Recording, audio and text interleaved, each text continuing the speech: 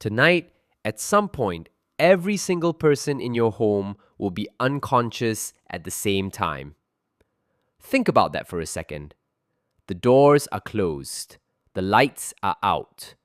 Every person inside, every person who could hear something, react to something, do something, is completely unreachable. Eyes shut, brain half offline, muscles slack. If something came through that door right now, no one would know until it was already there. You probably do not find this disturbing. You do it every night without a second thought. But for almost the entire history of the human species, this moment, every person in the group asleep simultaneously, was one of the most dangerous things that could happen. Not an accident, a potential death sentence. So our ancestors never did it. Not really. Not all at once. The question is how. How did a species with no alarm systems, no fences, no weapons worth mentioning manage to stay alive through 8 hours of darkness every night for hundreds of thousands of years? And the answer, when researchers finally found it, turned out to be hiding in something most of us have spent our whole lives finding mildly annoying. Why some people in every family cannot sleep past 5 in the morning. Why teenagers cannot fall asleep until midnight. Why the oldest person in any group and the youngest seem to be living on completely different biological clocks. It was never a malfunction. It was the system working exactly as designed. To understand what the night actually was for most of human history, you have to pull something away from your life right now. Not the phone, not the internet. Something smaller and older than that. Pull away the walls. Not the roof, not the bed, just the walls. Imagine sleeping tonight with nothing between your body and whatever is moving around outside in the dark. No barrier, no lock, just the ground, the people beside you, and the African savanna pressing in from every direction. That was the default condition for most of the time our species has existed. A thin circle of sleeping bodies, a fire burning low, and outside the firelight, leopards, hyenas, lions, and other groups of humans who were not always friendly. The darkness was not quiet, it was occupied. In this world, the group that fell asleep all at once did not last. Not because every night ended in an attack, most did not. But over hundreds of generations, the groups that had even 1 or 2 people at the edge of sleep, alert enough to catch a sound, quick enough to wake the others, survived slightly more often than the groups that did not. And slightly more often, repeated across 10,000 generations, is how you build an instinct into a species. Researchers had suspected something like this for decades. The idea even had a name, the Sentinel hypothesis. The theory that in group-living animals, sleep is never fully synchronized, that some individuals are always hovering at the shallow end, ready to surface. You can see it in birds. A flock of ducks will rest with the outermost bird sleeping with one eye literally open, the left and right hemispheres of the brain taking turns. The outside birds keep half a brain awake. The ones in the middle sleep fully, rotate positions throughout the night. The Sentinel hypothesis said humans probably did something similar, but no one had ever actually tested it. No one had ever watched a real hunter-gatherer group sleep, night after night, and measured who was awake when.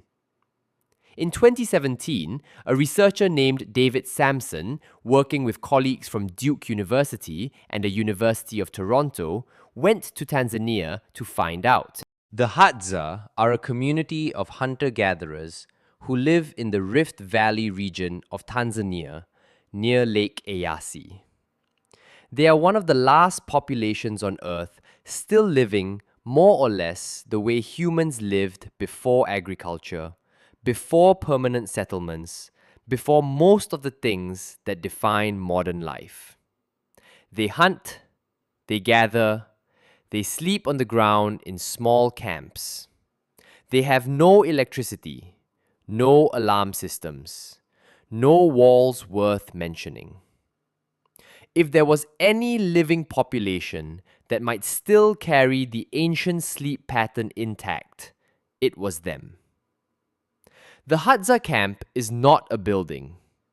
It is a loose arrangement of sleeping spots and low shelters around a central fire, open to the air, open to the sounds of the surrounding bush.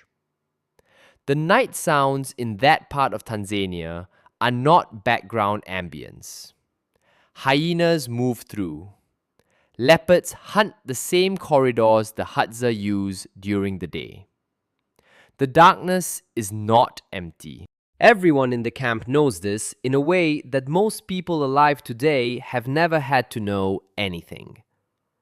Samson's team equipped 33 Hadza adults with actigraphs, small wrist-worn devices similar to a fitness tracker that measure movement and light and can detect with reasonable accuracy when a person is awake versus asleep.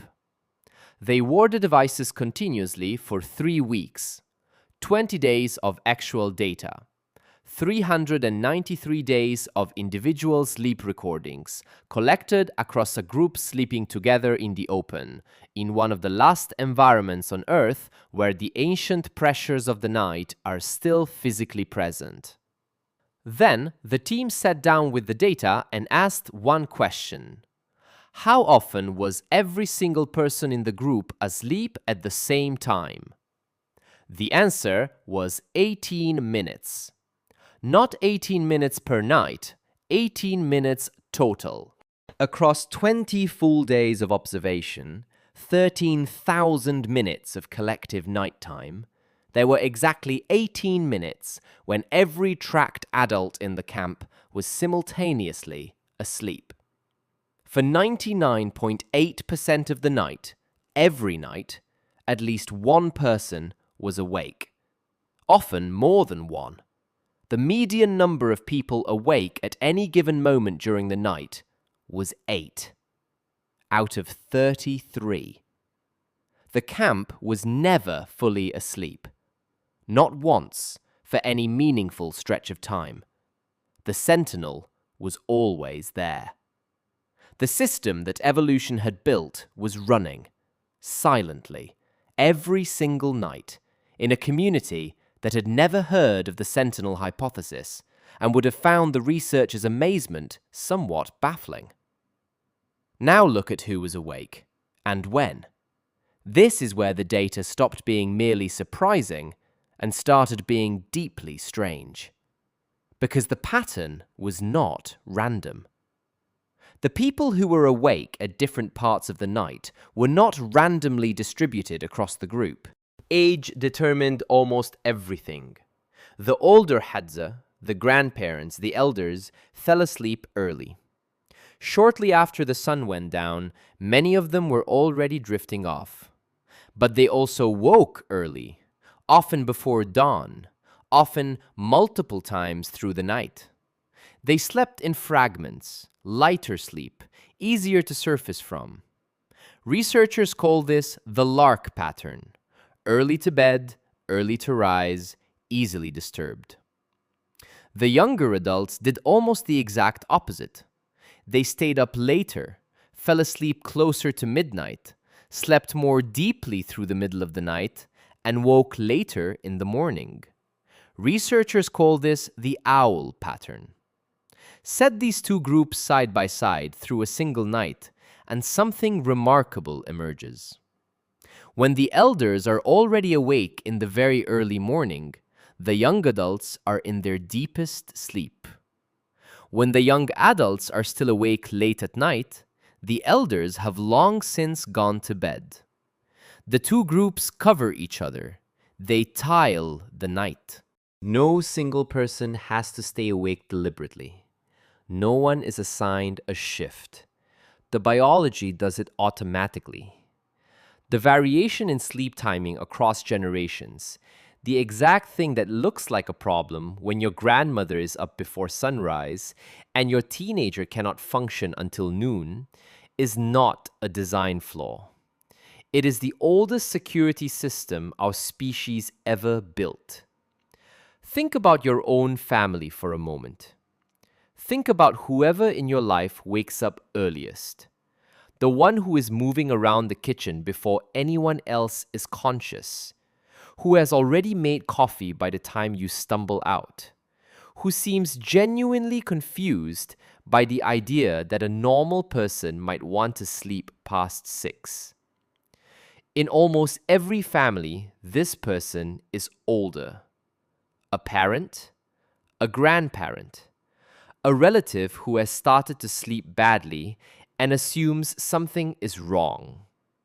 Nothing is wrong.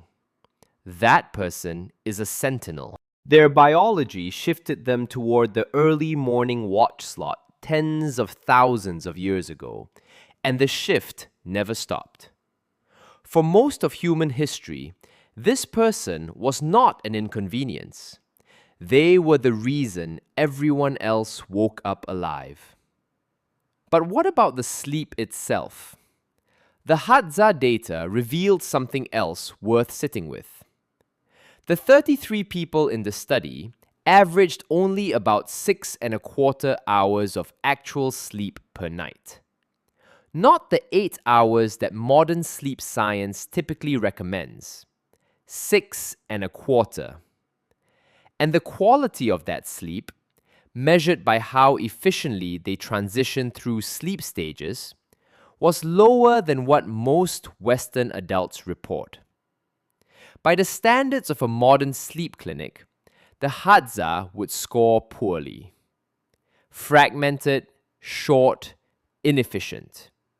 And yet, the Hadza are not stumbling through life in a fog of exhaustion. They are physically active.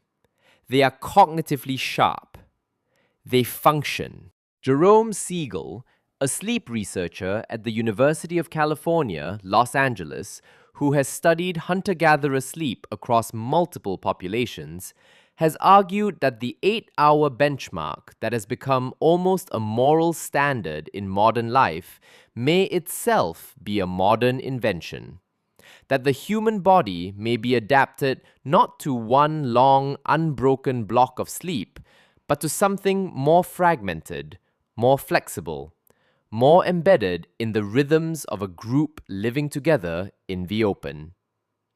The night, in this framework, was never supposed to be a clean, sealed-off block of unconsciousness. It was supposed to be porous, interrupted, shared.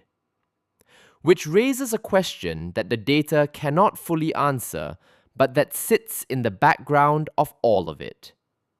When did this change? When did we go from a species that slept in rotating biological shifts, with grandparents and grandchildren tiling the dark hours between them, to a species that treats the synchronization of an entire household's sleep as a logistical nuisance? When did someone waking early become a sleep disorder rather than a civic function? The historian Roger E. Kirch at Virginia Tech spent 16 years researching sleep in pre-industrial Europe and found something that suggests the change is more recent than most people assume. Before the widespread availability of artificial light, European records from the medieval period through the 17th century consistently describe a two-part sleep pattern. People went to bed after dark, slept for a few hours, woke in the middle of the night for an hour or two, praying, talking, checking on children, sometimes visiting neighbors, sometimes simply lying awake in the dark doing nothing in particular, then went back to sleep until morning. They called the first period the first sleep, and the second sleep. The gap between them was not insomnia. It was expected, normal, built into the structure of the night. Doctors at the time advised couples that the middle of the night, during the interval between the two sleeps, was the best time to conceive children, because the body was rested from the first sleep and not yet committed to the second. The two-part night was so deeply embedded in European life that it shaped medicine, religion, and daily schedules for centuries. It was only after the spread of gas lighting in the 19th century, and then electric light, that this pattern collapsed. Suddenly, the night could be extended. Staying up late became possible, then common, then the default. The two-part sleep compressed into one block. The interval disappeared. And then people started lying awake in the middle of the night, wondering why they could not sleep through. And doctors started calling it a disorder, prescribing remedies for a fragmentation that their own great-grandparents would not have recognized as a problem. It may not be a disorder. It may be the ancient machinery surfacing through the modern schedule, the body doing what it was built to do in a world that no longer requires it. Go back one more time to that moment at the beginning. Every person in your home, unconscious at the same time. The doors locked, the walls up. Every threat that once lived in the dark outside reduced to a statistical abstraction. Something that happens to other people in other places, managed by systems you will never personally operate. You sleep through the night in one continuous block, largely unbothered, largely safe. The grandmother who wakes at 5 and cannot go back to sleep is not broken. Her body is following instructions older than language. Her sleep schedule is not out of sync with the group. It is exactly in sync with where she was always supposed to be in it, at the edge of consciousness, while everyone else goes under, watching the perimeter that no longer needs watching, guarding a camp that no longer needs a guard. The danger is gone. The sentinel is still there. Every morning, a little before anyone else, already awake, already listening. 200,000 years of instinct arriving punctually, as always, just before dawn.